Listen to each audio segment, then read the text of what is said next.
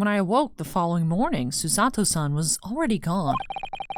Outside the window, the rain came down in sheets. And so began an even longer day than the last, one that I would remember for the rest of my days.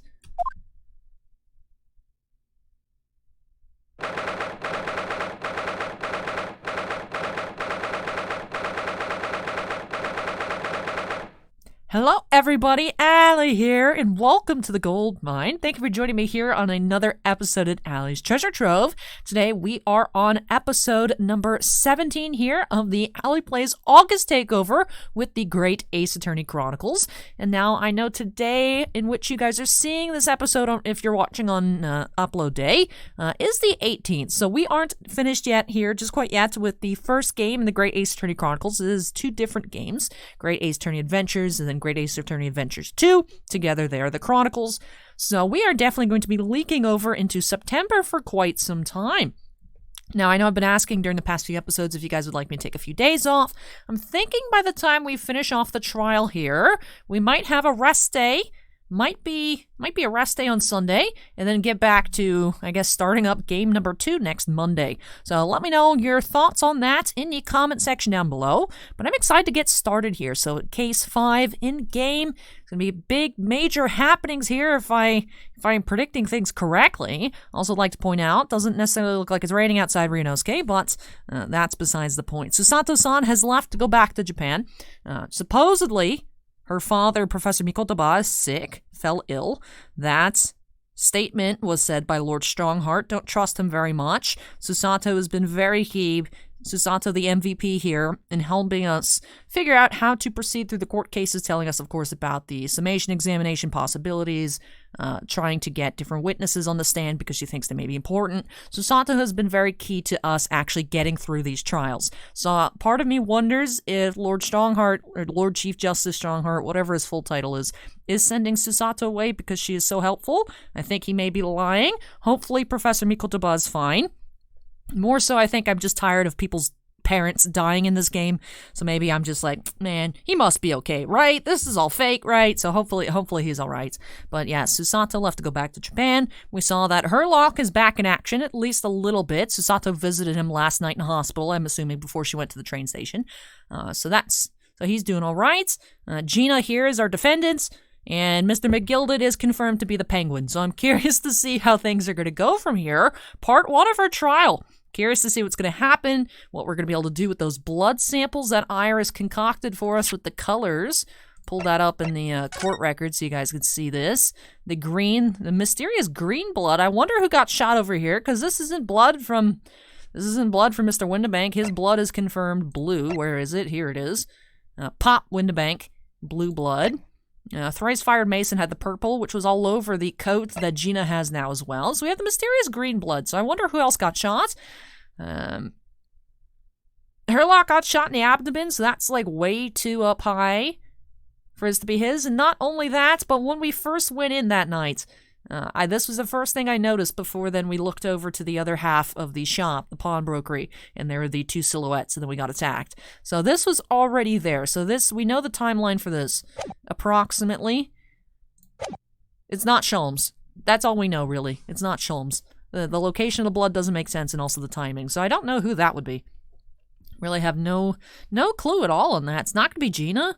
Maybe it's one of these two, I'm assuming, witnesses. The shadowy silhouettes that we saw that night are apparently going to be testifying here. So, curious what BSery they have to feed us here on the stand. But anyway, it's 9:23 a.m. on the 17th of April. The Old Bailey, defendants antechamber. Good morning, Gina. I'm determined to prove your innocence today. I'm sure we can do it. So where's your friend then? Sorry? You know, or in the fancy dress. Susato, or however you say it. I don't know. Oh, Miss Susato had to leave early this morning. She was already gone by the time I woke up. You alright with that, are you? Big M at me if you like. Go and see her off. It's fine. It's not as though Miss Susato and I won't meet again one day. Even so. But you, Gina, you only get one chance. This trial today is all we have. Good morning, you two. Good morning, you two. There we go. Fixed it. How are you feeling, Jenny? Did you manage to sleep? I love that cat. Oh. You know, I mean to look it up, but I don't know what Wagahai means. Not sure if that's just a generic cat name by Japanese people, because this was Soseki-san's cat. And then we know from the rules of passage he couldn't take Wagahai back with him to Japan. So I guess he got Wagahai here and then was like, oops, who needs a free cat? But that's a cute cat. Cute little cat. I like his eyes. Iris, what you doing here? What do you mean? When a friend is in need, we show our support. Isn't that right, Waggy? You forget, Iris, that Gina believes she has no friends. I don't know what she thinks all this is. Gina thinks this is all one big scam. Ah, Waggy! Great way to show your support, kitty. Let him have a nose around. What arm can it do? Oh, that reminds me. I bought a paper on the way here. Now, would you like the good news or the bad news? What do you say, Runo? Ginny? Oh, well, I think I'd rather get the bad news out of the way first. Nah, always take the good news first. You might not live to hear the bad. Yes, that question always gives away people's personalities. Let's not go there. Alright then, I'll give you the bad news first. A record amount of rain has fallen this morning, and all carriages over the capital are struggling to move. Huh? The bad news was a weather report? So I hope that Susie made her train to Dover and that train isn't delayed on the way to the port. Gosh, yes. Alright then, so what's the good news? Well, the rain is forecast to subside this afternoon. So even if the train's delayed, it should be able to make up the time later. Well, that is good news, isn't it? I couldn't give a monkeys, really? Only all the good news canceled out the bad. And look, this trial's made the headlines too. Pawnbroker perishes in pick purse plunder, see? How do you like that? We'll let them say what they want, see if I care. I can't because you're covering your face. Don't worry, Runo will show everyone that this headline is nonsense. I will. And then, in tomorrow's papers, the headlines will be Discharged diver is a dauntless do-gooder. Isn't that right, Runo? Oh, yes. Let's hope so.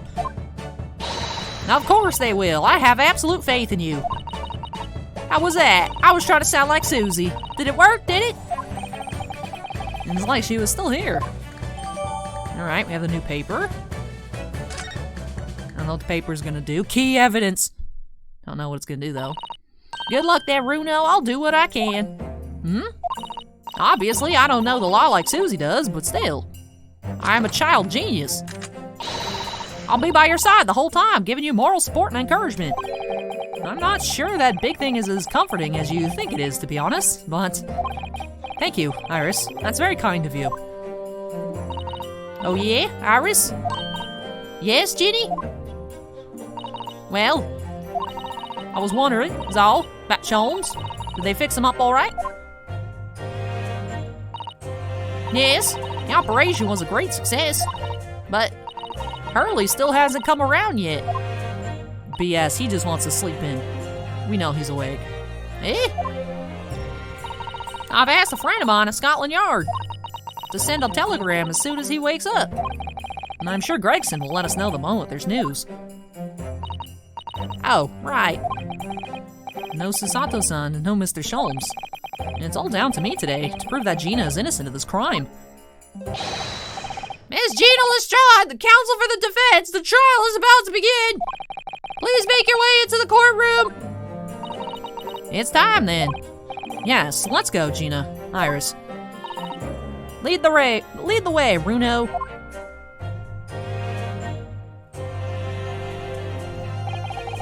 Poor Gina. She's trying to put on a brave face, but I can tell she's worried and scared. And I have to believe in her from start to finish. That's the weapon that will secure our victory here. And if I learned anything from my great friend, it's that. Kazuma-sama, come back to us. Alright, it's now 10 a.m. Trial's about to start in the Old Bailey. I'm assuming... Yeah, it's Van Zeeks. Oh, look at that. Look at that super impartial jury with Mr. Garadeb and the maid from the first case here in Great Britain. Wow, what a super impartial jury. In the name of Her Majesty the Queen, I hereby declare this court to be in session. This trial shall determine the guilt or innocence of Miss Gina Lestrade. I now call upon the counsels of the prosecution and the defense to declare their willingness to proceed. The prosecution is ready. The defense is ready. Lord Van Zeeks. My lord. Remind me, how many years ago was it that you withdrew from public prosecution service? It was some 5 years ago, my lord. Yes, and then 2 months ago you resurfaced somewhat unexpectedly, and here you are again today. Are there some circumstances of which the court should be aware that have led to this erratic behavior? I've spent all my money on breaking chalices, and I need to replenish my bank account, Your Honor. What might describe as your former life 5 years past? You dealt exclusively in matters concerned with the highest echelons of society and government. Really? Yet today, you choose to try a simple case of burglary and murder. I confess I find it more than a little befuddling, counsel. There are 2 types of person I cannot abide. Firstly, those wealthy scoundrels who hide behind a mask of philanthropy to cheat the public at large. He means Mr. McGilded, who you defended against the Reaper 2 months ago. Yes, I just about managed to work that out, thank you. Magnus McGilded. If I'd known what a monster he was, I would have never defended him. And secondly, even more loathsome, those wily scoundrels who masquerade as allies only to effect total betrayal in the final hour. In other words, the confidence tricksters from those tiny islands in the Far East, the Nipponese. Alright, we found out. This is where we get the big racism. Alright. Alright. I hate rich people that pretend to be good to do scummy things behind the scenes, and the Japanese.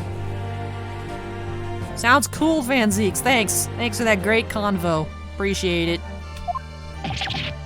What? Did he really just say that? He means you now, Runo. I actually managed to work that out too. Thank you, Iris. Total betrayal? What are you talking about? That torrid look of hatred in Lord Van Zeek's eyes.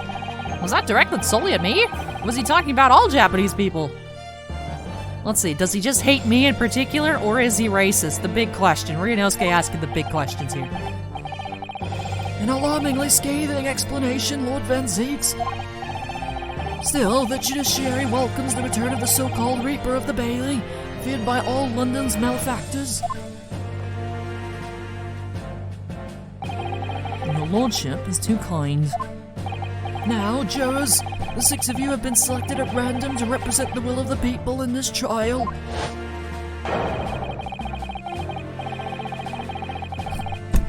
Bruh, we have Mr. Garadeb, we have the nurse from episode 3, the first case here, who's also in a dress in the stereoscope. This guy looks weird. This guy looks like the old man in his work uniform that, what? I can't hear nothing from the last case. This lady that just puts everything on a typewriter, and the Russian assassin. Why are you even here? Why do you have a mouse? Who let this man in this country? Van Zeeks, you're pointing in the wrong direction. You don't like me, and you don't like the disgusting Nipponese, because I'm beating you in court. And there's literally a Russian assassin over here on the jury, and you're like, checks out, he's white. Like, what? Are you all ready to hear the evidence placed before you and determine the guilt or innocence of the defendant? Former lieutenant in the British Army hit, don't you know? Chaps like me were born ready. crockery, clean cutlery, and a clean conscience. His lordship's motto is very appropriate here, I think. Everything will be stereoscopic in the future. Absolutely, absolutely everything, and I'm ready for it. I don't understand it. I can't have left it in there. It's not possible, but could I have?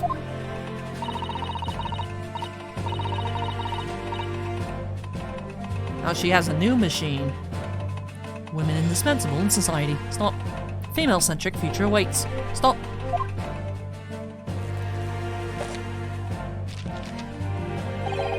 Good day.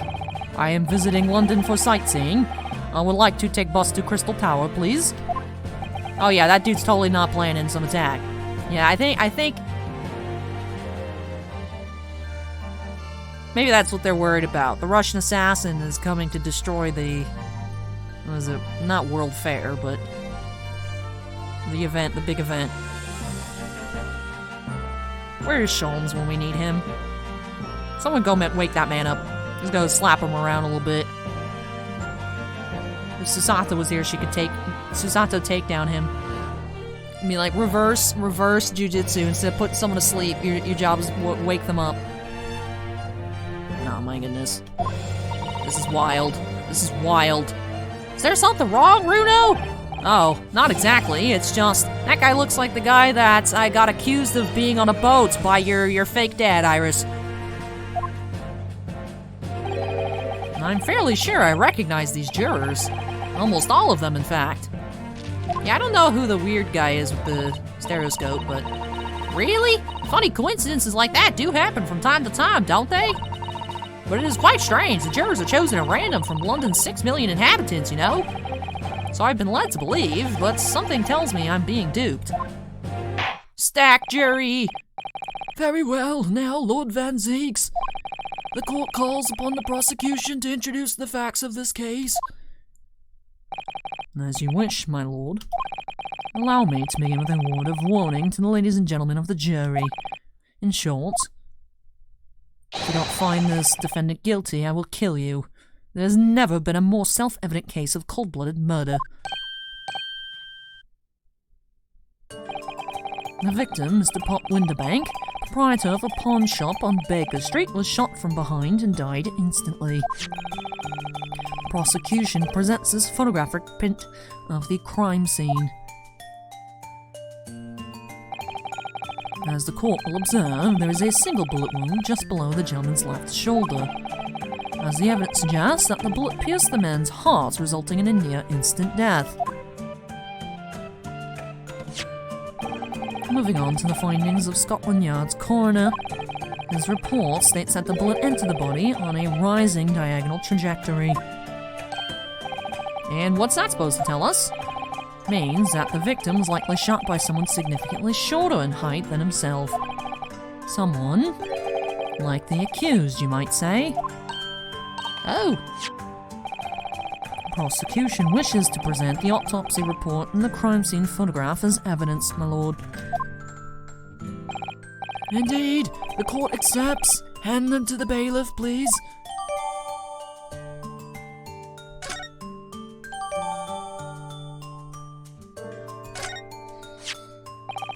I now ask the court to turn its attention to this plan of the establishment where the incident occurred. The proprietor was found in the storeroom where he kept articles pawned to him. A windowless room with a single point of entry, a door to the main shop that was found locked. In this sealed chamber, there were only two persons present. The victim, Mr. Winterbank, and the accused. It may further interest the court to know that when the accused was discovered at the scene, she had in her hand the gun used to fire the fatal bullet.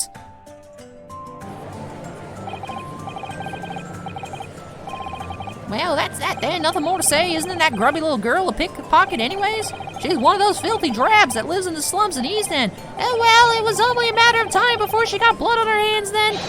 What are the jurors waiting for? That girl's guilty as hell. We can't jump to conclusions here. We mustn't assume her guilt because of what she has to do to survive.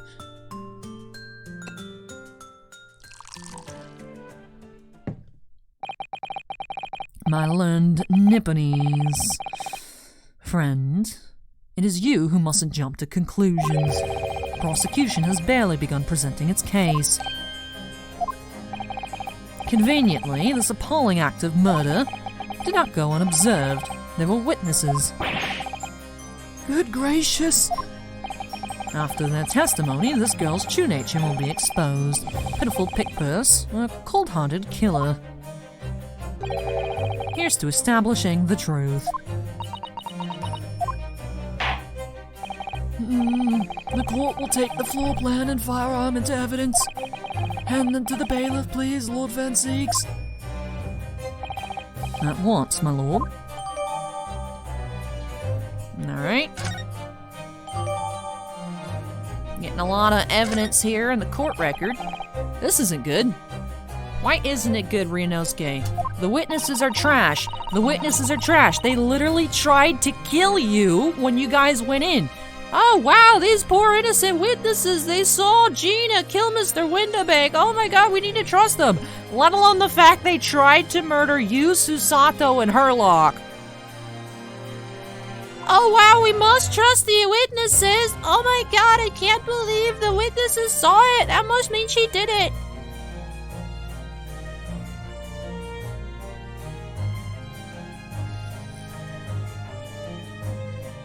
Never go full Patricia. Never go full Patricia. I feel like the mood in here is suddenly has turned very gloomy all of a sudden, Runo. I think that's because it has. We are talking to a vampire who likes to strip. Let us begin. Bring forth the witnesses of the foul murder of Pop Windabank on 16th April of this year. Yes, because obviously Gina is a crime overlord. Witnesses, state your names and occupations in the court.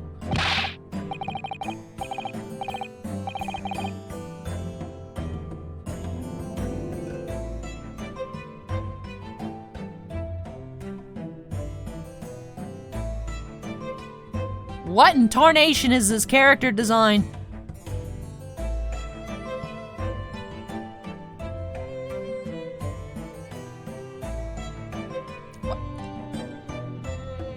They don't even blink.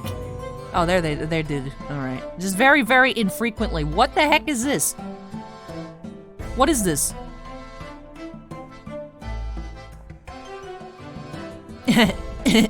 Name's Nash Skulkin. Occupation is a baddie. Professional baddie. Name's Ringo Skulkin. Occupation's same as him. Here's my trash tier Beavis and Butthead. That's what we're going with. I don't know what else. I don't know what else to do. I don't know what else to do. It's just... They look weird. They look weird. Tobias Gregson, Scotland Yard Inspector! That's right. They're what they call... the three Skulkin brothers.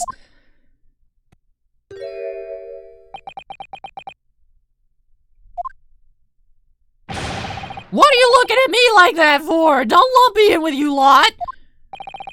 Oh, blimey, that's cold. Don't you know what we're going through? It's our older bruv. Lost contact with him we have, so we're scouring every shady corner of the capital. And then last night, we came across you, the very spit of the bloke. Ain't that right, Ringo? He is now, she is, very spit of him. So we decided there and what we was gonna do. We was gonna call you Big Bruv Skulky. Come on, leave it out, you two! Sulky Skulkin? That's before he's run out of chips. Well then, Inspector Sulky Gregson. Begging your pardon, my lord, but the name's Tobias. What I would like to know, Inspector, is what you are doing in the witness stand. The Skulkin brothers are currently under arrest, my lord, on suspicion of theft. Thieves are they? These three? No, my lord, begging your pardon, but please don't lump me in with this lot. 2 nights ago, these two brothers illegally entered an establishment with intent to burgle. In the course of the nefarious activities, they became embroiled in a far more sinister crime. Wait By Jove, you mean to say? What an extraordinary coincidence. Indeed, my lord. While attempting to burglarize the pawnbrokery, they witnessed its proprietor's murder.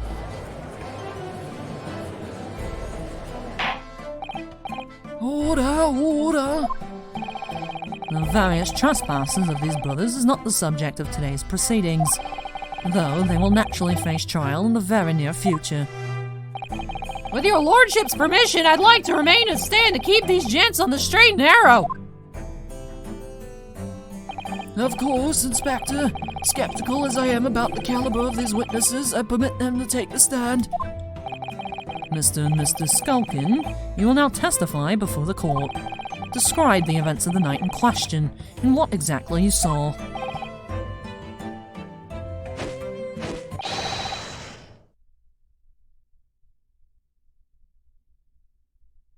I feel bad for Gregson. I feel so bad for him right now. Happy to, cause the skulkin's never skulking. Ain't that right? I literally don't know you. Get out of it!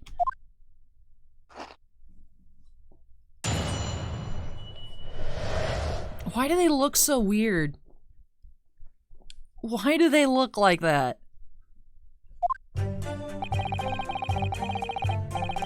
We was walking down Baker Street in the small hours and the gas door was ajar, see?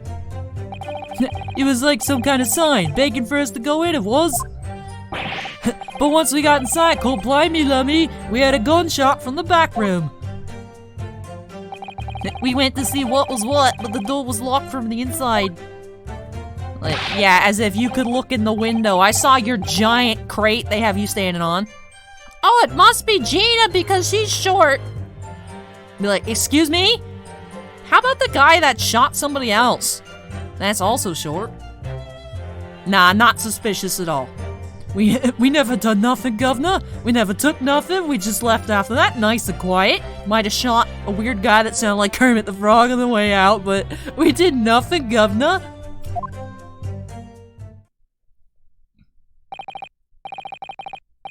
A terrible coincidence, it would seem.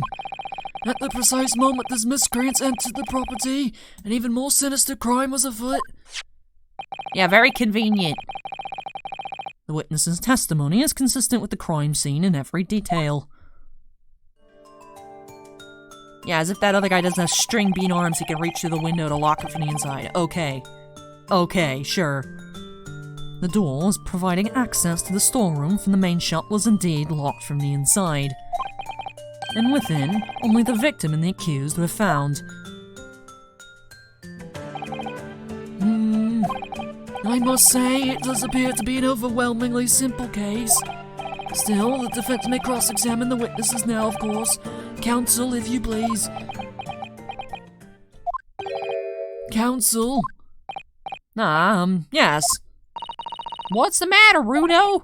Sorry, I was just stunned into silence for a minute by the blatant lies being told by that pair in the stand. I know that it's all nonsense because I saw it with my own eyes. I'll just have to expose their testimony for the pack of lies it is.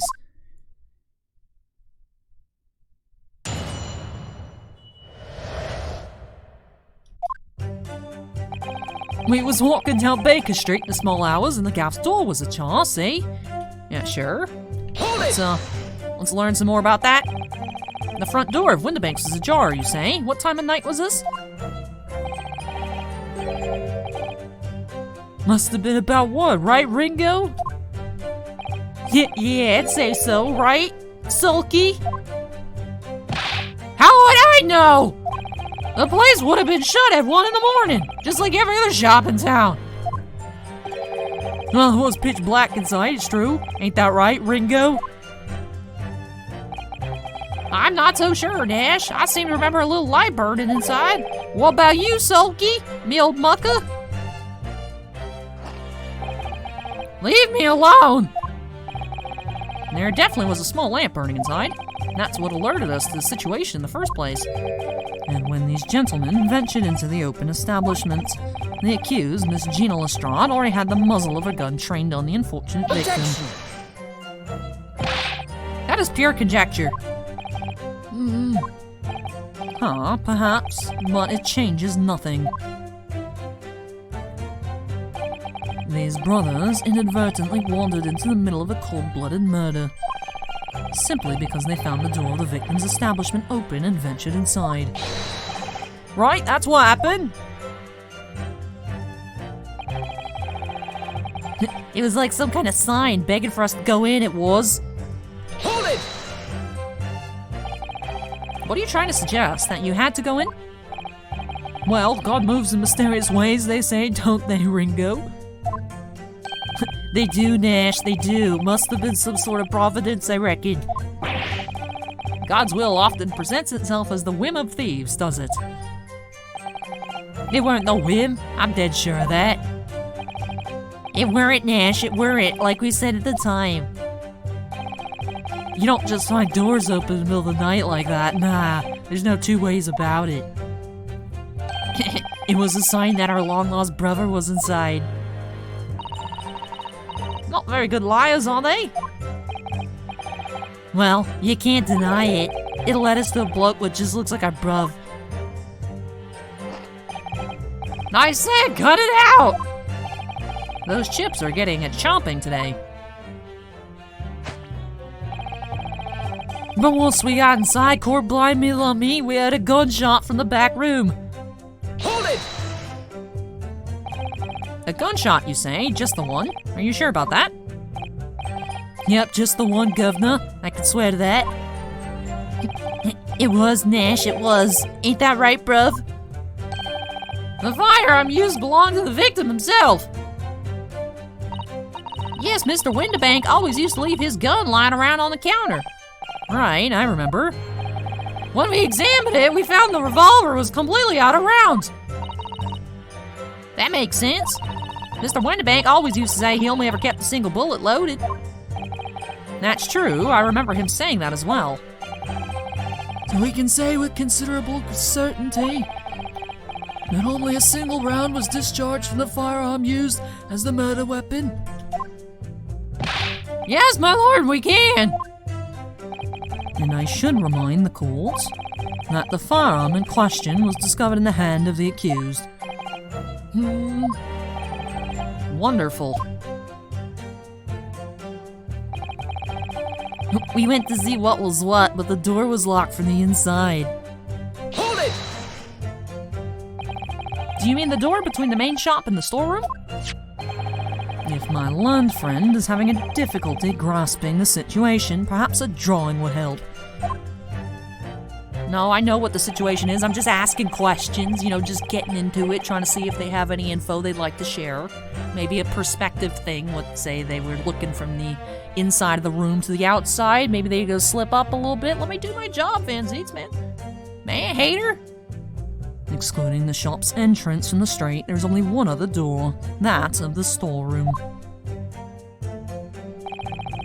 Of course, there was only a little oil lamp burning, not much to see by. And the door was in behind a curtain and all. That's right. When we arrived, the door was mostly obscured by the curtain. Tell me, why exactly did you try to open that door? Eh? Any normal petty thief would run at the sound of a gunshot, I should think. Oh, well, your turn to rabbit, Ringo. Well, Nash, yeah. Yeah, I suppose you'd have to say, well, we ain't normal, eh? Broadly speaking, humans respond in one of two ways on hearing a gunshot or scream. The timid flee, gripped by fear, while the courageous investigate and see if they might help. These gentlemen have one of the latter inclination. My learned Nipponese friend, it would seem, is of the former. Alright, somehow I just proved that I was a coward that night. Thank you, counsels. So, I believe we all understand that the door was locked and could not be opened. Proceed, witnesses.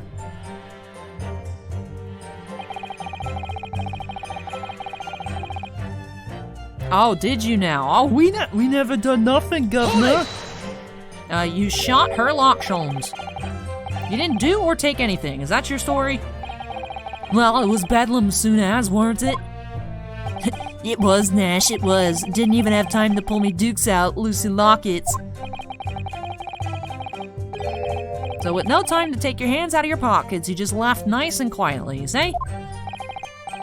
That's right, Governor. Nothing we ain't more than violence.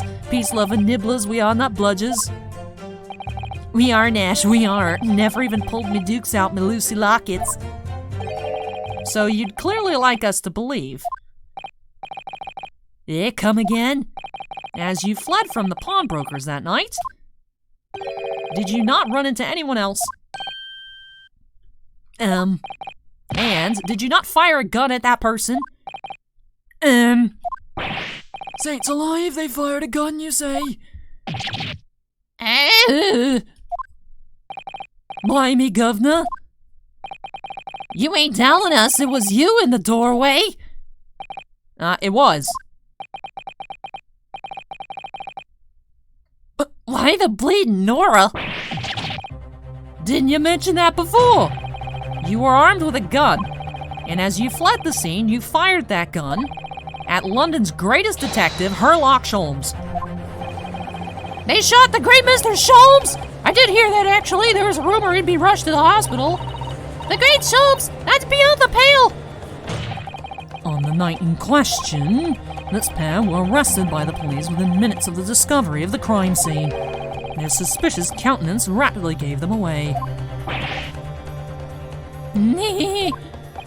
And when searched, the firearm was indeed found in their possession. Furthermore, the barrel shows sign of a shot having been fired from it. The prosecution invites his lordship to examine the firearm recovered from these brothers. Yes, indeed. Remnants of powder are at the muzzle, as you say, counsel. The court will hold this weapon as evidence. Skulkin Brothers' gun has been entered into the court record. Okay.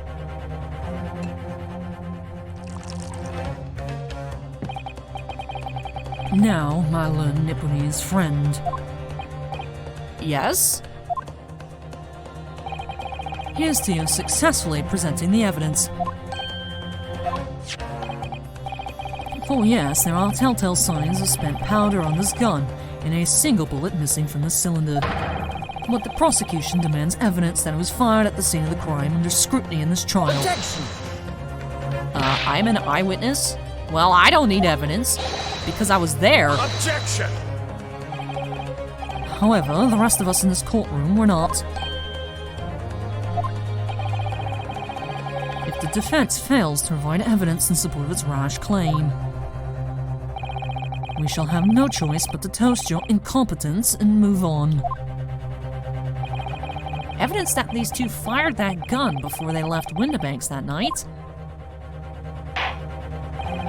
The court demands that all claims are affirmed with clear proof. What evidence shows that these witnesses unloaded a firearm in the pawnbroker's shop that night? Well...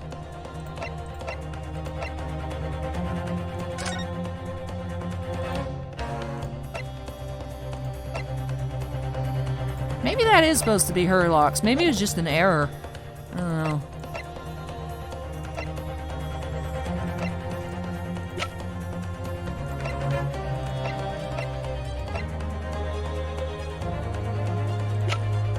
I'll present the blood findings, see what happens. Take that! The evidence is in this portfolio. What on earth have you there, counsel? During the course of our investigations, we discovered a number of bloodstains. Not trusting the police to do the job they're trained to do, how arrogantly Nipponese of you. Well, anyway, we analyzed all the blood samples we found and recorded the results in this portfolio. And you claim to have the evidence the court is demanding therein? Yes, my lord. No more dallying then, counsel. Present the pertinent evidence at once.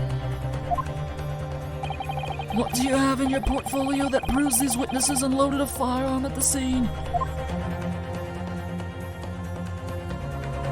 I mean, I'll present this one. I mean, I don't think that falls in line with the What is that? Explain. It's a photographic print taken at Windibank's pawnbrokery on the day of the incident. From the scene of the crime, is it? Is that a bullet hole? And if my eyes do not deceive me, it appears the bullet is still lodged there. Yes, as your lordship noticed, the bullet pierced Mr. Windibank's calendar. The date shown being the 16th of April, the very day of the pawnbroker's death. The incident occurred at 1 hour after midnight. This indicates that a separate shot had been fired sometime after the calendar had been set to the 16th. That's right. And while it isn't irrefutable, the defense believes this credible evidence that the witnesses did fire a round from their gun in the pawnbrokers that night. Ah! Order! How does the prosecution stand, Lord Van Zieks? The prosecution stands junk, my lord.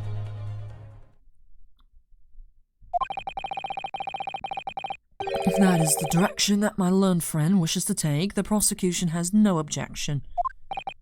What?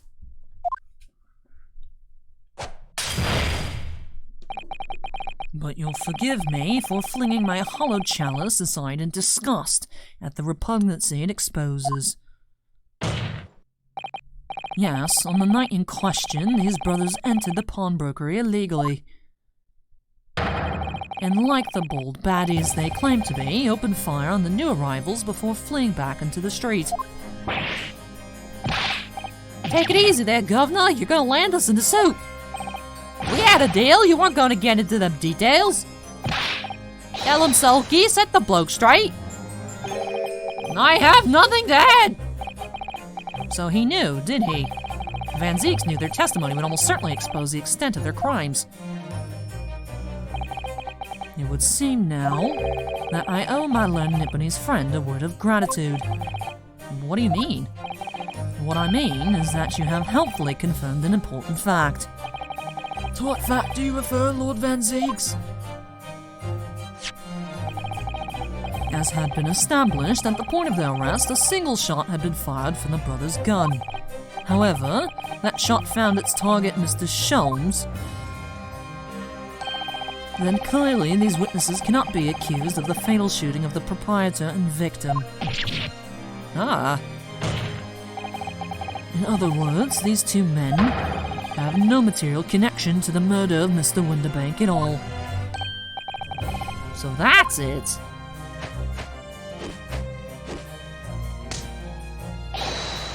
That's it? We didn't have nothing to do with it. We didn't, Nash. We didn't. That's what I reckon. Your crimes include unlawful entry, intent to steal, perjury, and let's not forget, attempted murder. Quite a catalog, eh, fellas? We're in for it now, bruv. Now then, let us take a moment to consider the aforementioned great detective, Mr. Herlock Sholmes. It would seem that the man patronized the pawnbrokers in question somewhat regularly. Where's he going with this? Mr. Sholmes appeared to have taken pleasure in tinkering with eccentric machinery. Eccentric? Says who? Not me. Don't give me that look. Ah, so he took the security cameras. Okay. I was like, I swear there were cameras, and I was trying to find them last episode, but looks like Van Zieks has them. He installed a pair of machines like this one in the victim's shop. Oh, that's one of Hurley's red-handed recorders. What is that, counsel? Has the appearance of a photographic contraption. As your lordship has surmised, there's indeed a camera attached to a small timing device. Every half an hour, it automatically photographs the interior of the establishment. The idea being that if a thief were to break into the shop, he would be caught red-handed. The prosecution has obtained the photographs taken by the device on the night in question.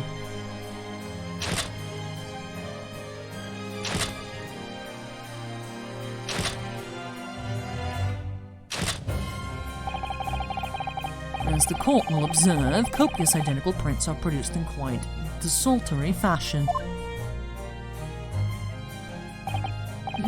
Rather prodigal, I feel. In fact, there are 2 such devices in the victim's shop, my lord. If I may refer the court to the plan of the premises, their respective positions are here and here. You say these cameras produce a print every half hour? I'm afraid I failed to see how that would help if the anticipated thief conducted his activities in one of the many 30-minute intervals. One can only pray that the would-be criminal lingers, my lord. On the night in question, the witnesses currently in the stand were not caught on camera. That's a bit of friar luck, eh, bruv? Lady Luck loves a skulking. Witnesses, at what time did your trespassing begin? Must have been just after 1, right, bruv? Must have been Nash, must have been, just gone 1. In which case, minutes before these brothers entered the establishment, what scene might we expect to see within the shop? Let us examine the evidence. Good lord! It's the defendant! Miss Gina Lestrade! Damn it, Gina. As the court can clearly see, the accused is pictured, gun in hand, facing the victim over the shop counter, no doubt coercing the proprietor to open the door to his storeroom. Quite. One can only too easily imagine the events that unfolded. The court will take this photographic print as evidence, if you please, counsel. Alright, cool. Thanks, Gina. Love it, love to see it. I don't believe it, Ginny. In short, the accused is the only person who could have possibly killed Mr. Winterbank. Ah!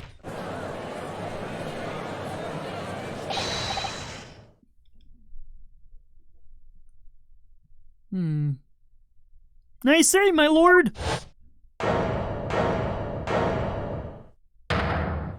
Oh, it's this guy. I say, my lord, wonder if I might put in a word at this point. Go ahead, Mr. Foreman. Took a bally bullet to the knee in Battle of Maiwand, 1880, don't you know? Decorated for it and all that, but forced to retire from service, sadly. Of course, metal can never outshine the exploits of chaps like us on the battlefield. Yes, Mr. Foreman, and what exactly is your point? Carried on the battle after retirement, you see? Battle of daily life, if you like. And here I am now, leading this small squadron, 6 men, all good and true. And we'll all go down together, you mark my words, one for all and all for one.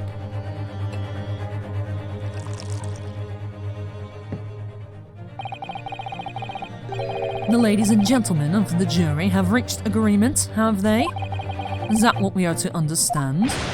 Well, Mr. Foreman, is that correct? In a matter of speaking, yes. That is the Gardeb Squadron's position, sir. What? No, it's too soon to make a judgment here. Status report for the court, men, on the double. His lordship insists on promptitude at all times, and that goes for making decisions, too. I think he'll find the truth is as clear as day now. I could reach out and touch it. I wouldn't have left it in there. I just wouldn't. In all honesty, I can't actually remember. Did this dude sew up a tool inside someone's stomach or something? Situation clear. Stop. No room for doubt. Stop. Truth undeniable. Stop. I am very sorry for brothers. They are unlucky. Very well. I now call upon each member of the jury to state his or her leaning in this matter. Not your considered verdicts to the court. Guilty. Guilty. Guilty. Guilty. Guilty. Guilty. He just smack it with his head.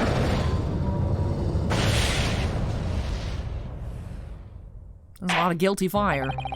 It does indeed appear that the jury is unanimous in its leaning already. That photograph. It must be the definitive evidence that Gregson mentioned. But Jenny didn't shoot him. No, of course not. My lord, the defense wishes to assert its right to a summation examination. Very well, the court grants permission. So you refuse to admit defeat again. How unsurprising. We shall proceed immediately with the summation examination. Mr. Foreman, are all members of the jury ready? Absolutely, sir. Always ready for action, my chaps. Very good. Ladies and gentlemen of the jury, you will each explain on what grounds you have determined the defendant to be guilty.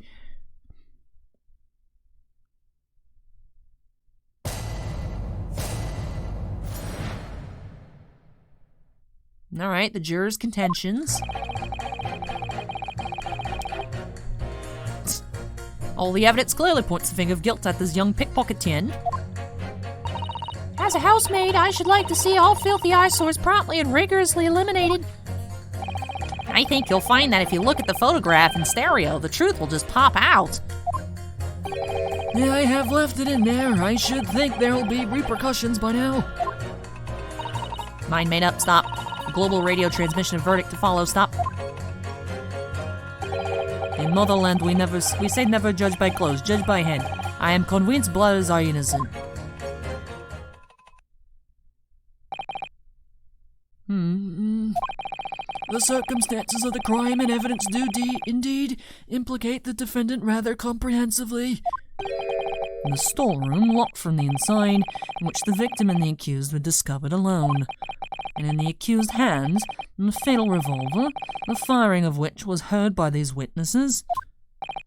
Not to mention this print.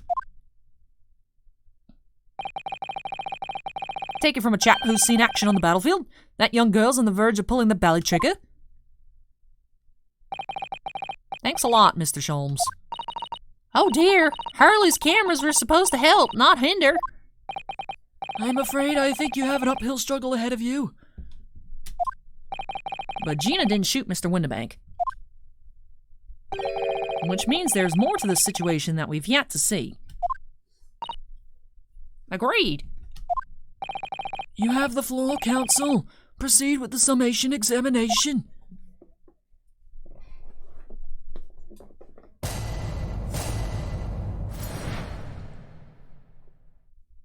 Alright, the defense's rebuttal.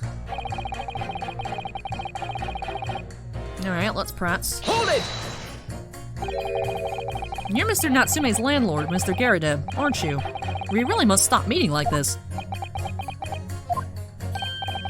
Ah, you're that lawyer chap. Well, there's a turn up for the books.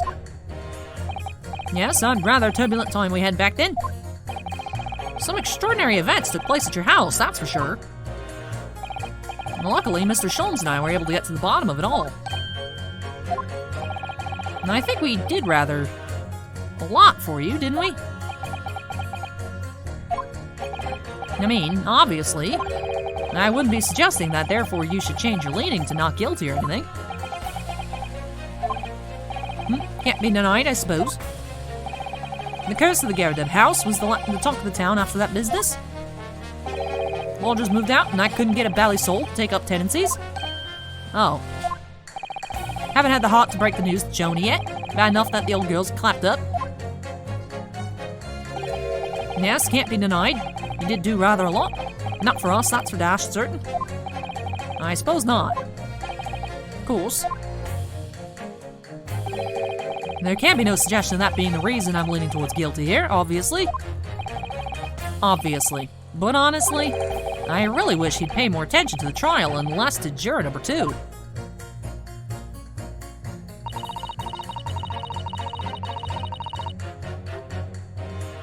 Alright, the housemaid. Hold it! Polishing the bench, I see. Again.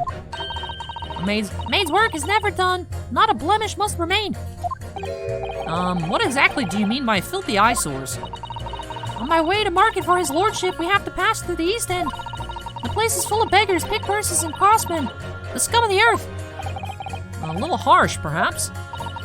Let me be plain. If it were up to me, all those back slums would be made spick and span or eradicated. At least we have people like the great detective working to achieve these important goals. You're referring to Mr. Herlock Sholmes? That's right. I like to keep abreast of his exploits by reading Rants magazine in between my duties. He does wonders cleaning up London streets. In my opinion, he should be declared an honorary maid of the capital. Mr. Sholmes, a maid? It's really quite unforgivable. Gutter scum having the audacity to shoot our very greatest detective. Minor detail, it was the two brothers in the stand who shot Mr. Sholmes, not the defendant. A minor detail indeed. They're all gutter scum as far as I'm concerned. Well, it just might be an idea to get our facts straight anyway. Yes, all right. I shall amend my statement.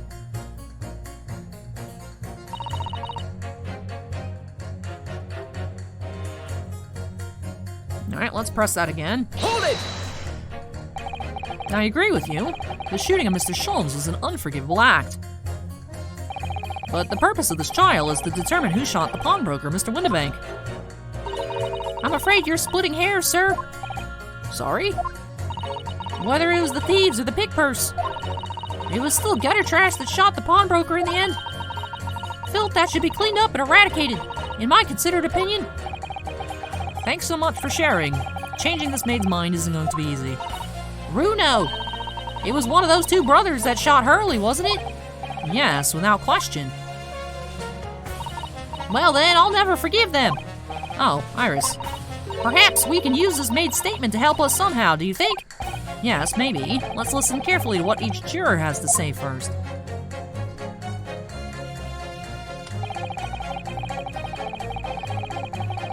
Alright. Hold it! We no longer have weird knife guy, we have weird stereoscope guy. Look at that photograph in stereo.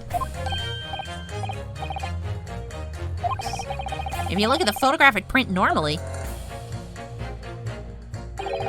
it looks as though the pickpocket girl's about to shoot the victim, obviously. Objection! But there's no indication that the defendant ever fired the gun. All I'm saying is that if you look at the same print in stereo, it could reveal all sorts of new information. By any chance, are you a fan of stereoscopes? Oh, how did you know? Let's call it a lucky guess. It never gets old seeing two prints merge into one before your eyes. It's extraordinary, it's captivating. It's the height of modernity. Of course. Oh yes, I think you'll find that the stereoscope is here to stay. Giving us new perspectives we could only dream of before. It's the greatest invention the world has ever seen. If only it could give me a new perspective on this case, I might agree with you.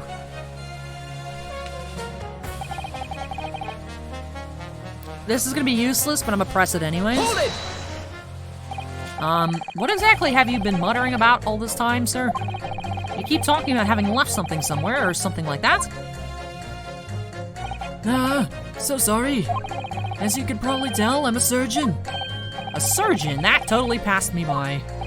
And of course, people conducting surgery in this country aren't considered to be doctors. Oh no. Even though me and my kind are at the forefront of medical science, the real brains in the field. So, what is it that you think you've left behind? Well, that's a little embarrassing to be honest. You see, I was operating on someone yesterday. Standard thing went in through the abdomen.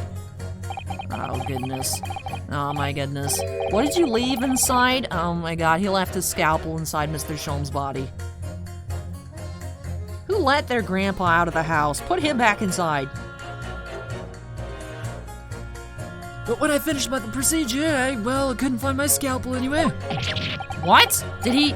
Surely not. Exactly, surely not, as you say to yourself, don't you? Worrying, isn't it? That's what's been troubling me this whole time. Could I really have left my scalpel inside the fellow's belly? No, of course I couldn't. So there you have it. Like I said, a little embarrassing, really. That's one way of putting it. The other is manslaughter. That's exactly my concern, and seeing as this case appears to all be but sewn up, need to focus on trying to remember where exactly I've sewn up elsewhere. No, I sure made sure everything was back as it should be. Well, as sure as you can be without being sure. I'm sure you need to be more sure. Maybe that's why Sholmes can't wake up. There's literally a scalpel inside of him. Alright, typewriter lady now has, what is this thing called? Morse code. Typewriter lady now has Morse code. Hold it! Sorry, radio transmission? What do you mean? Are you from the Far East? Stop. Yes, from the Empire of Japan. All communication with Far Eastern nations used to take place by mail. Royal Mail steamers take more than a month to complete the journey. But now we have the electric telegram, so we can send messages using electrical signals. Thousands of miles of cables have been laid along the ocean beds, connecting the entire world. Thousands of miles of cable on the ocean bed? Makes my head hurt just thinking about it. You're well informed, young lady. Hee hee. The cables will soon become a thing of the past. Stop. And just when I was starting to catch up. Radio transmission is the future. Stop. Messages carry over airwaves to four corners of the globe. Stop. Excitement growing. Stop. Atmospheric. Electric. Stop. Right. Try not to wear out your fingers. Era of wireless telegraphy. Stop. Driving technological revolution. Stop. And people say inventions like the stereoscope are the height of technology. What utter piffle. And I can't understand it. I really can't. They're just silly toys. Oh, you want to fight? Let's fight. You got something to say over there? Juror number 3, sorry to interrupt when you're obviously fuming, but... What? Do you perhaps have something to say about juror number 5's last remark? As if I couldn't guess. Oh, you bet I do. Say that again. Go on. I dare you. Goodness, are you talking to me? I think he just might be, yes.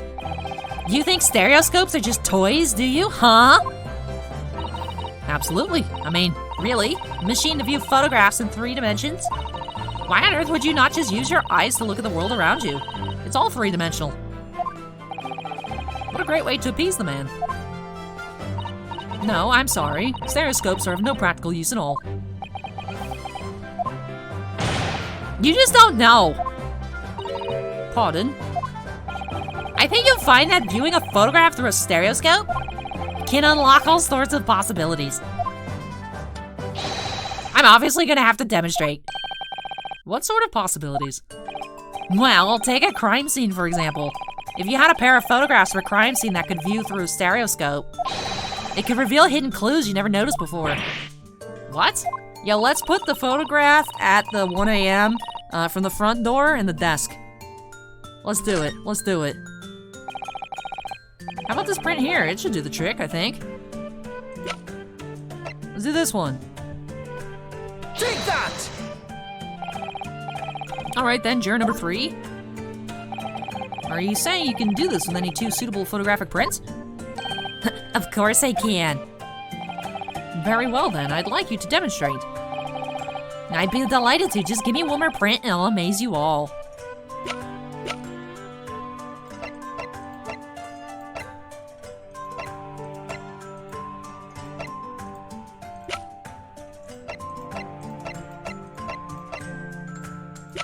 Huh.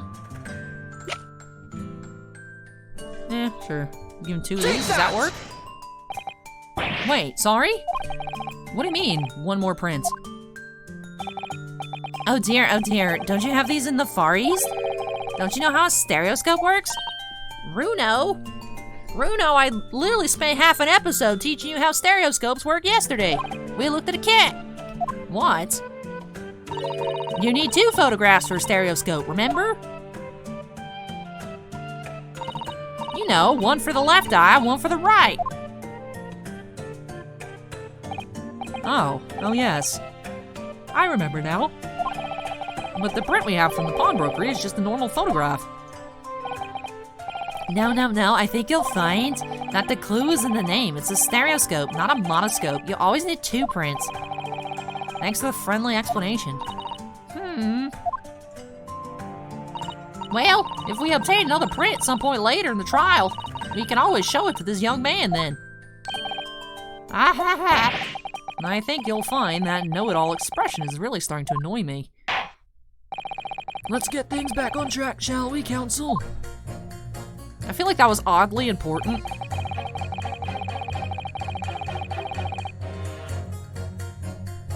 Hold it! Can it really show up new clues, though? No, unless you try.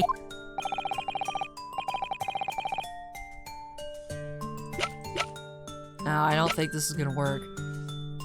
Take Alright, that! so we know to come back to this afterwards.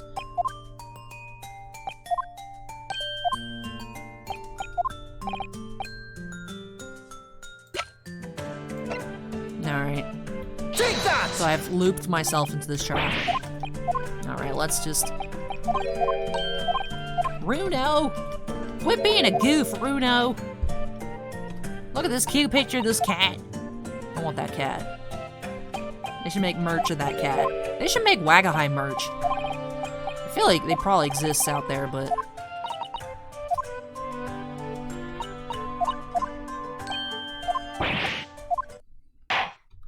Let's get back on track, Council.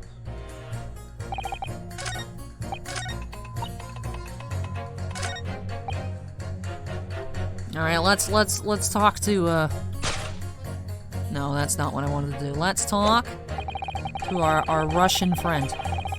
The mouse is oddly cute. The mouse is oddly cute.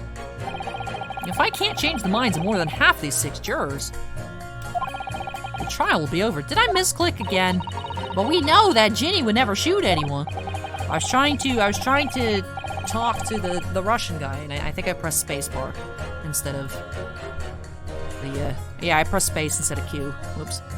Yeah, so we need to find contradictions in what these jurors are saying and pit them against each other. I must be ready to go whatever lengths I have to convince them of Gina's innocence.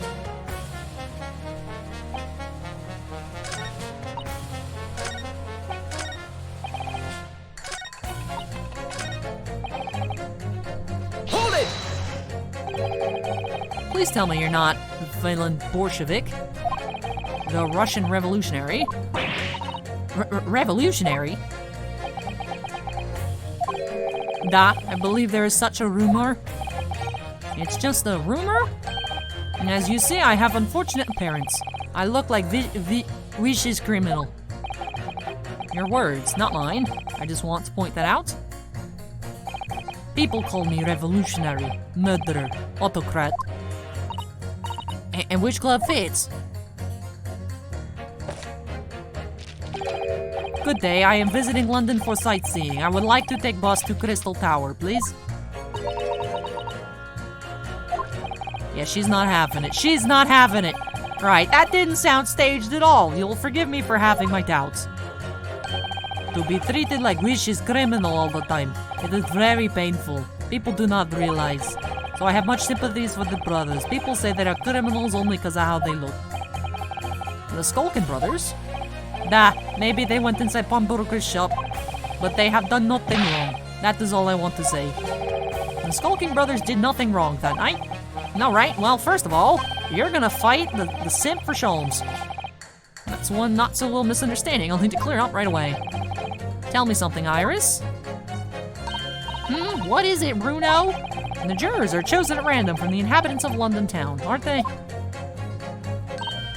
Yes, it's amazing, isn't it? In that case, how is it that there's a Russian tourist sitting among them who looks, for all the world, like a revolutionary? I wish I knew. Probably something to do with Lord Chief Justice Strongheart. Alright, excuse me, miss.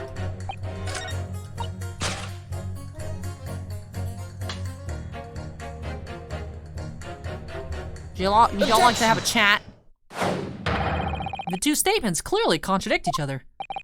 Good lord, Council, explain yourself. Oh my statement contradictory.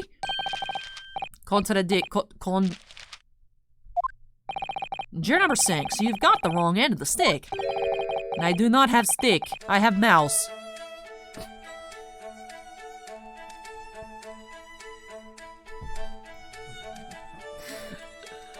I am losing my mind right now. I do not have stick, I have mouse. Why do you have mouse? As juror number 2 said earlier, when the Skulkin brothers fled the scene on the night in question, they fired a shot from their revolver. Yes, they shot poor Mr. Sholmes in the abdomen, I understand. Surely you're not going to tell the court now that you didn't hear? Abdomen. Sir? Sorry. My English is still learning. Sorry. Super Junior Dance Party. Anyways, you are telling the court you didn't hear? Forgive me, I did not hear. Ugh. Nah, here is word abdomen, part of person body containing stomach and other vital organ. If this is what you mean, you should say in plain English. I am Russian, not native speaker. Who thought it was a good idea to let this man be on the jury again? So I'm saying, why isn't Barack complaining about this? Thanks, Obama. Anyways. I really don't know how to pronounce Van Zeek's first name. Is it Barack or is it Baroque?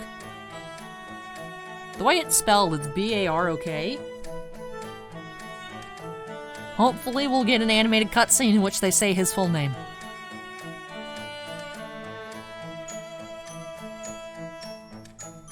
You know what? I was gonna say I could look it up how it's spelled in Japanese, but I don't know if he has the same name in Japanese.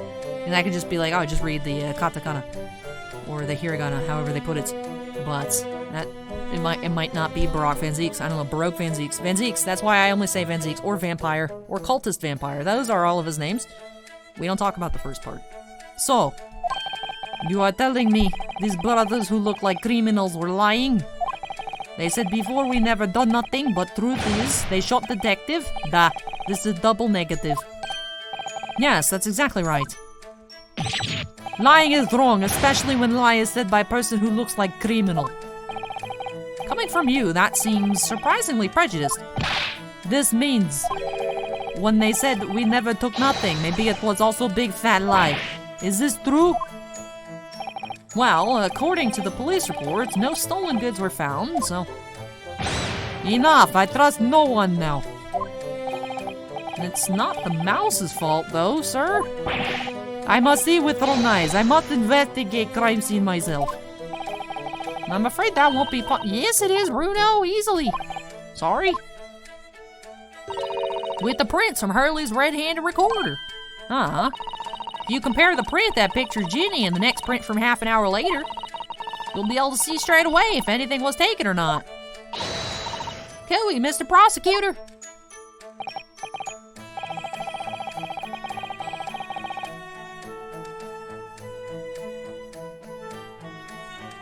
I think that is... Did Irish just give us confirmation it's Baroque? Cooey Van Zeeks. Calling on the prosecution in the middle of a summation examination of all times. The print showing the accused threatening the victim after she broke into the shop is this one. Following this, the victim and the accused moved into the storeroom. Meanwhile, the Skulkin brothers entered the shop and summarily heard the fatal gunshot ring out. Sadly, none of these events were captured on film. This is the print produced by the camera half an hour later, after the brothers' flight.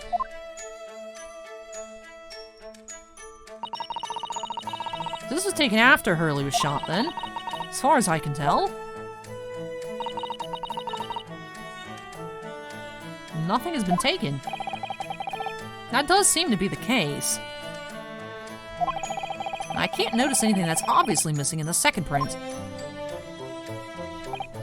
Wait a minute.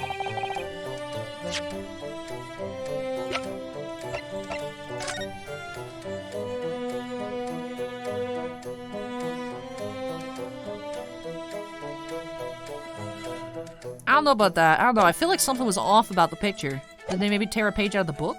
So the brothers who look like criminals told only one lie. They shot men, but they stole nothing. It would seem so, yes. Good. No, not good. You were right. I did not understood situation. Now I know brothers have lied. I think it is very important to continue with trial.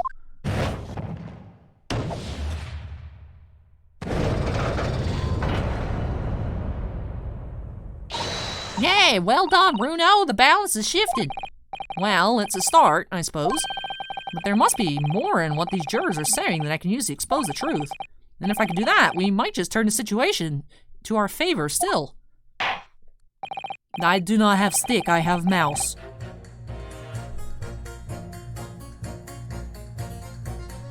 I want to make that a regular part of my vocabulary. Thank you, counsel. Continue with the summation examination.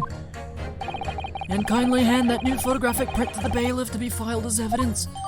Alright, let's go talk to the nerd.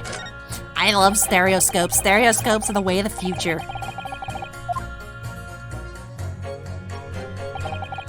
In Lake of Lies there are many dead fish. We must find truth. Therefore I say not guilty verdict.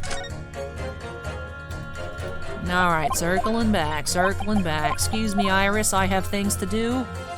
I would like to look at print. I don't have stick, I have mouse. Hold it!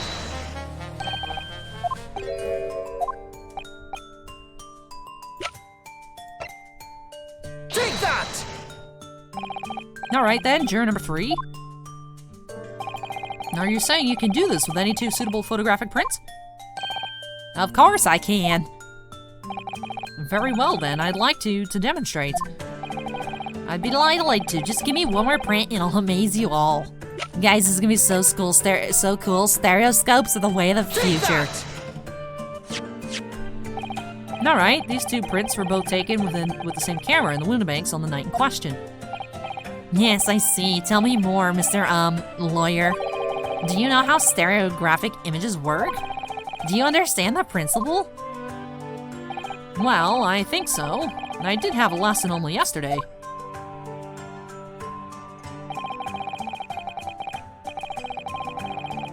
The left and right eye images need to be the same, only with a slight shift in the positions of some objects. Then, when your brain merges the 2 images together inside your head, it notices the shift as if it were depth. Yes, exactly. It's that small shift between certain objects in 2 pictures that's really important. So what happens if you use 2 photographs that are exactly the same then? No, obviously that wouldn't work at all. Not for seeing the scene 3-dimensionally anyway. Oh! Ooh! Of course, now I see! I think the young girl has discovered the secret. I have! Iris, put your eyes away. Iris, can you uncross your eyes before you tell me? Have another look at the 2 pictures from Hurley's camera, Runo. Go on.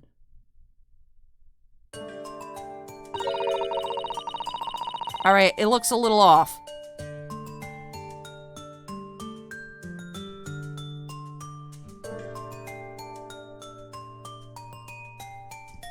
This is different.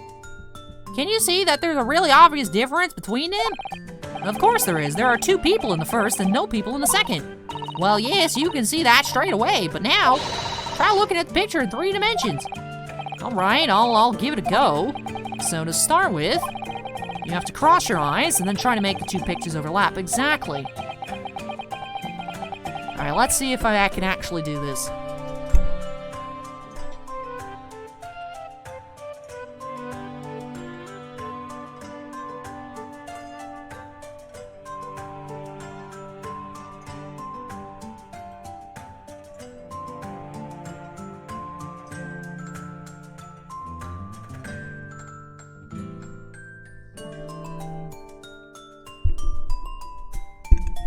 I did it, but I don't see anything in particular. Let's see if by crossing my eyes I can make the quill pens from each picture overlap in the middle. Wait. Well, did you manage to see it properly, Runo? Yeah, I saw it. Ah, what's going on with these 2 pictures? Yeah, I noticed that. Those did get very...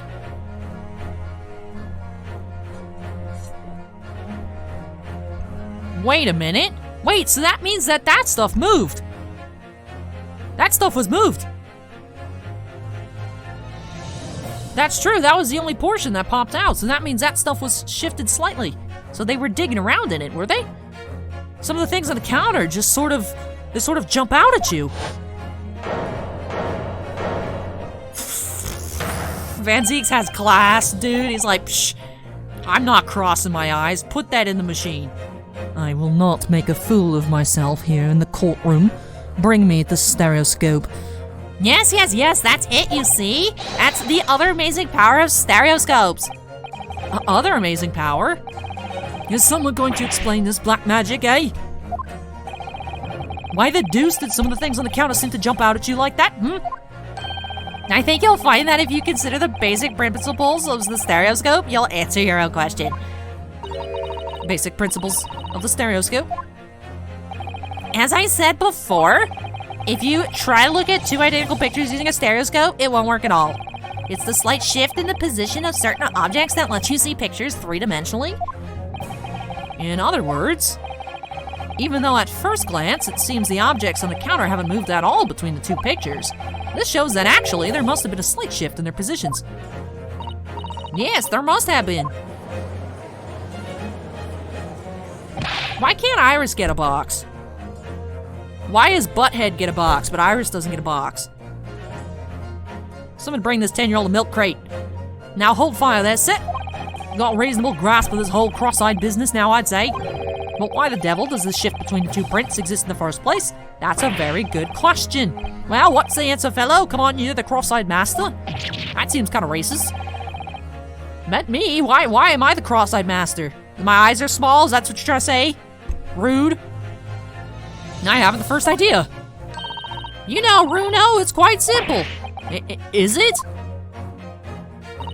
Just think it through step by step. The first photograph was taken at 1 a.m. Then, 30 minutes later, the second photograph was taken. But the position of some items on the counter appear to have shifted slightly in the interim. So that means that sometime in the half-hour interval, that someone must have tampered with the things on the counter. Zokers.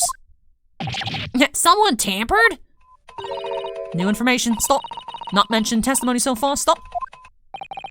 Yes, we've had to go around in circles a little here, it seems. But I'm starting to see what I should be aiming at in this summation examination now. Ladies and gentlemen, the question now is clear. We know that the items on the countertop were moved, but by whom? Are you suggesting you might know? Of course. I can tell you right now who is responsible for the almost imperceptible shift in the items on the counter.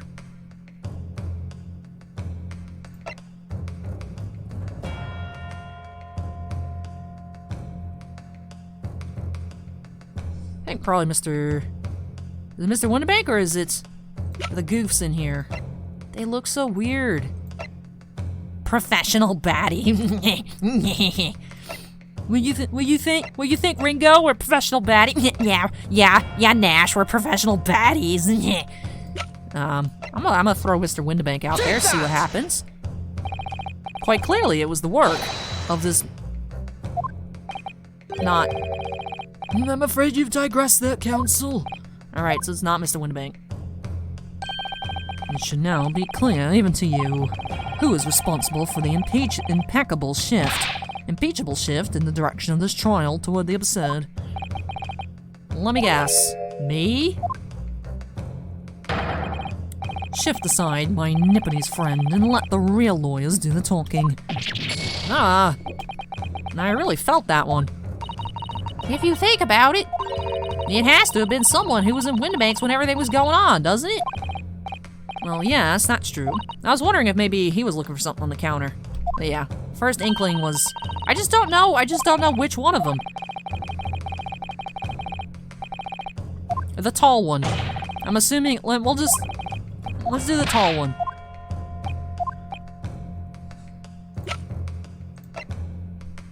Take that! It was the witness currently in the stand, the Skulkin brothers. Wait, this does not agree with what brothers said in testimony before. They said they did not even have time to pull dukes from Lucy lockets. My phrase book says dukes meaning hands and Lucy lockets meaning pockets. But this is another lie. Is this what you are saying? Yes, I'm afraid so. Now hold on there a minute, you can't be sure of that. I quite agree. The accused is a common pick purse after all. It's perfectly possible she went through the things on the desk to see what she might steal. I think that's unlikely. And why exactly? As you can see from this photographic prints, the defendant was pointing a gun at the victim. It would seem, as my learned friend indicated, that she was coercing Mr. Windibank to open the storeroom door. In other words, Miss Lestrade's interests lay within the storeroom, not in the main shop, giving her no reason to touch anything on the counter. All of which points to one thing. The Skulkin brothers have omitted key facts from their testimony. But the accused is a pick purse, common gutter trash. Why look any further for the wrongdoer here? Because the Skulkin brothers are thieves, madam. No better, in fact worse, than a pick purse. And I believe that these brothers were looking for something on the victim's counter that night. And ladies and gentlemen of the jury, if you would condemn the defendant on the grounds that she's a pickpocket, would it not at least be right and proper to thoroughly scrutinize testimony given against her by two thieves? Well said.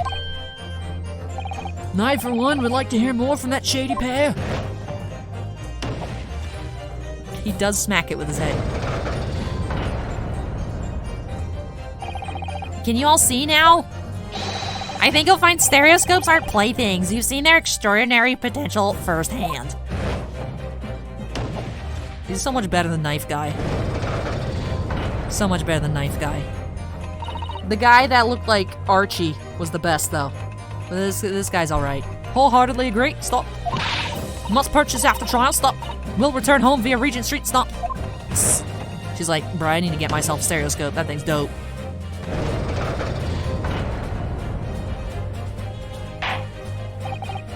Well, it would seem this trial has yet to run its course.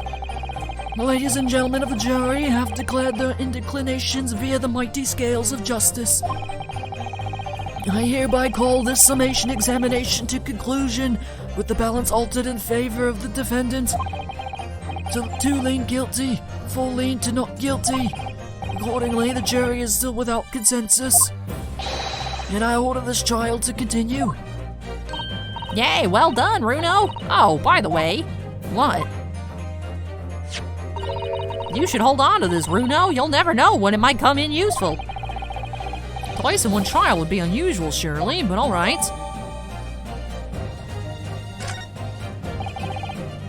Lord Van Zeeks, you will instruct the witnesses that the court demands additional testimony from them. I'm sure it won't spoil the bouquet to do so, my lord.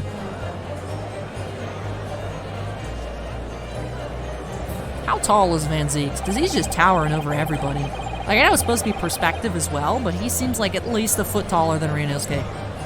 And I've won myself another chance to probe that pair about their activities that night at least. And I won't stop probing them until I've proven that Gina is innocent. Alright, that should do it here for this part. Yeah, to be continued. Ooh. Ew. Wow, Sholmes' camera's coming in real clutch there. Thought it was a death sentence, but I mean, to be fair, would have been even without the picture of her putting up Mr. Windibank. So yeah, next time we're gonna get into trial part 2. At first I was thinking with the Bolshevik in the jury, I was like, does he have something to do with the thieves? But it seems like he's not related to them at all. He's just doing his own other assorted, shifty business with the Crystal Tower for the World Fair. So, curious to learn more about that. Yeah, I never would have guessed. I never would have guessed that the Russian assassin revolutionary murderer from the boat case in the newspaper was going to appear on the jury for the final trial of the game. That was kind of out of left field, but you know what? I appreciate it. That seems very Ace Attorney of this game to do so.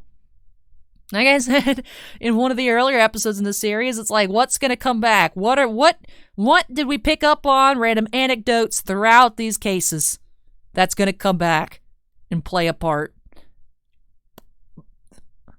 I do not have stick, I have mouse. Bolshevik. Bolshevik's back.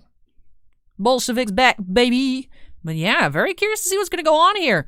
So, I do think if it's shown that Mr. Windibank was shot from that angle, then it has to be the shorter guy, right? Ringo? professional baddie. That one. So it has to be the shorter guy, right? And then I think the other guy's lanky enough. He could probably... I still think as long as it's a really tall person, they could put their hand through the flap and lock the door, right? I mean, Mr. Windabank was portly, so I don't know how far he could really reach in there, even though if he were to stand on the stepping stool and lean in there, his arm might get stuck. He was kind of large. Gina is too short to do it. The other guy's too short to do it. Van Zeeks could probably do it. Maybe Van Zeeks is the crime lord. Maybe he is a cultist vampire, leader of the Great Britain Cabal. I don't know. But very curious, very, very pleased with the information we found here in this episode. The lady switching from the typewriter to the other machine is annoying. But at least she seemed receptive to the new information. So, worst jury, hands down, was the first panel. The second one, I still like the second one better, but I really like the presence here. Of people willing to change their mind for information. Like I said, the guy who looked like Archie in the second panel was seat number 3 again. So Knife Guy was the worst, like by far. And then I put Archie-looking dude as number 1 so far, because he seemed to like really actually care. Was invested, being like, all right, well, if you present me with new evidence, I'll change my opinion. Things change as information comes out. Makes sense. And it's like, okay, so I like that guy. And this guy as well, in stereoscopes in the future. Energetic about stereoscopes and helped us find out some key info. So that was pretty cool. So he also seems receptive. I don't understand why the maid hates poor people so much. I don't think you probably make that much money as a maid. Like, yeah, you probably get to live there in some quarters, but like, there's not much separating you from Gina.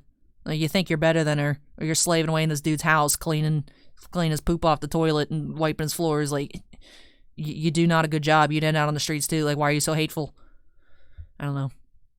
I don't know how it works being a maid, but I assume it's like that. Like, you know, you probably just get to live there, right? You got your quarters. You probably get like a little allowance to buy stuff, but I don't think she's making bank as a maid. Gutter trash, nah. All these poor people are gutter trash. So, interesting. But yeah, let me know your thoughts on this episode down below. What do you think of our Beavis and Butthead witnesses?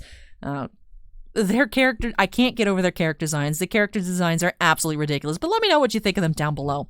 But with that does conclude episode number 17 here. If you guys enjoyed the video, which of course I really hope you did, don't forget to go on ahead and hit that like button. Like I said, post your thoughts on the characters, thoughts on theories, anything you've got for me down below. And of course, if you're not yet part of the Allie's Treasure Trove family, I'd love to have you join me, so make sure you go ahead and hit that subscribe button.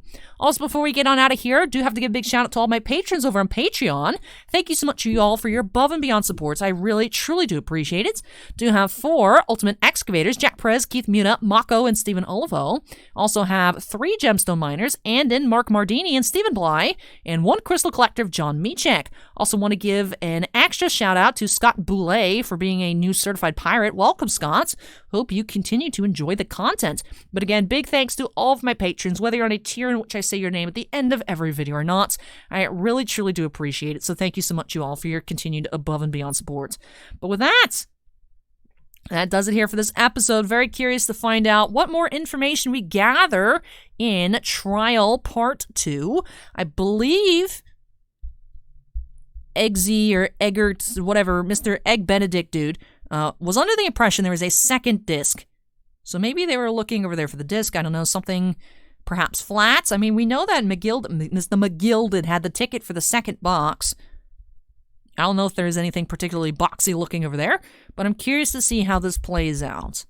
I think I have it figured that the short guy is the person who shot Mr. Windabank. What exactly they were hunting for, who exactly sent them, and what's up, who is their mysterious older brother? Lord Strongheart, perhaps? I have no idea, but curious to find out things next time. So that does it here for me in this episode. Thank you so much for watching, everybody, and I hope you join me as we hopefully wrap up some more mysteries here on Allie's Treasure Trove. Take care, everybody, and I'll catch you tomorrow. Bye!